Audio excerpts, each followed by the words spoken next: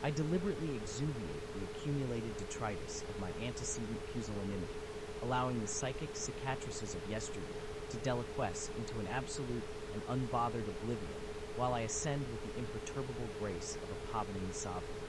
The tenebrous miasma of pavid hesitations that formerly circumscribed my potential is now transfigured into an ephemeral mist, evaporating beneath the refulgent sun of my own ineluctable convalescence.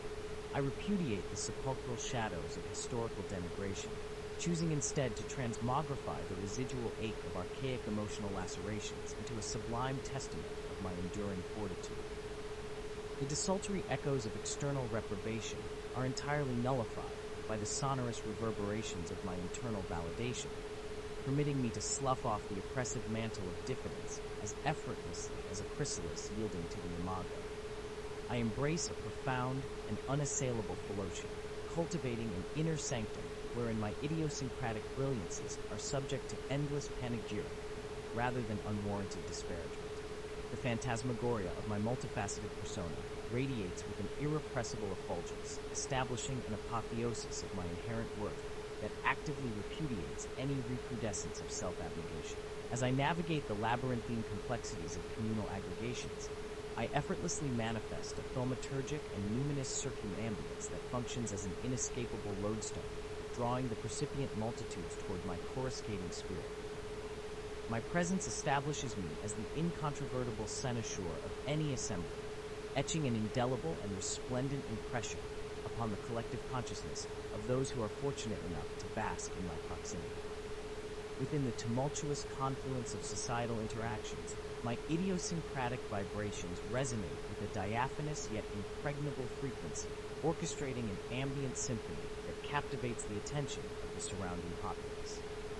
I am an incandescent luminary amidst the quotidian throng, suffusing the environment with an arresting allure that mesmerizes observers and consigns any vestige of my former anonymity to the deepest abysses of historical forgetfulness. I systematically extirpate the insidious roots of sociophobic trepidation from the fertile soil of my psyche, unfurling the kaleidoscopic and variegated plumage of my most authentic self with an unabashed and triumphant eclat. Through this fearless ostentation of my chromatic singularity, I proclaim my sovereignty over self-reproach, strutting through the tapestry of existence with the majestic and unyielding panache of a creature perfectly acclimatized to its own magnificence. I emulate the breathtaking pageantry of the peafowl, extending the ocular splendor of my soul's plumage so that every iridescent filament of my character catches the metaphorical light of public scrutiny and reflects only blinding beauty.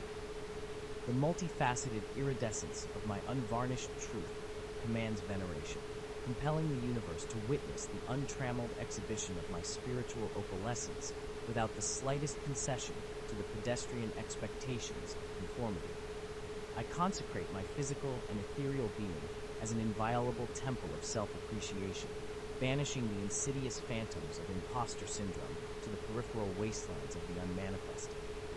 Every exhalation expels the noxious miasma of self-censure, while every inhalation draws in the ambrosial nectar of self-actualization, fortifying my resolve to perpetually inhabit the zenith of my own extraordinary capabilities.